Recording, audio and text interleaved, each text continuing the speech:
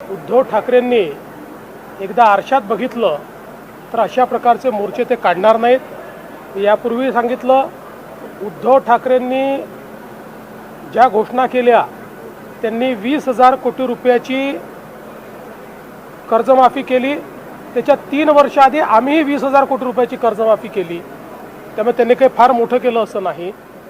या उलट त्यांनी जी घोषणा केली होती की आम्ही 50,000 रुपये चालू खात्याच्या लोकांना देऊ, 2.5 वर्षात फुटकी कवडी दिली नाही, त्याचे 16 लाख शेतकऱ्यांचे पैसे आमचं सरकार आल्यानंतर आम्ही दिले।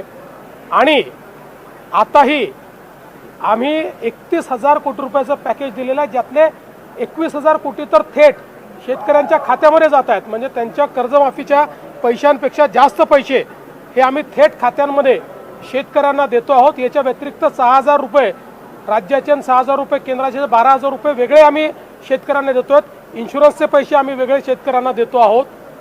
त्यामुळे ज्यावेळी त्यांच्या काळामध्ये अशी नुकसान झालं होतं त्यावेळी त्यांनी नेमके किती पैसे दिले हे जर आपण बघितलं तर त्यांना असा मोर्चा काढण्याचा अधिकार आहे का हे आपल्या लक्षात येईल। तथापि ठीक आहे, त्यांनाही कुठेतरी आपल्या पक्षाला जिवंत ठेवायचं आहे, त्यामुळे ते प्रयत्न करत आहेत।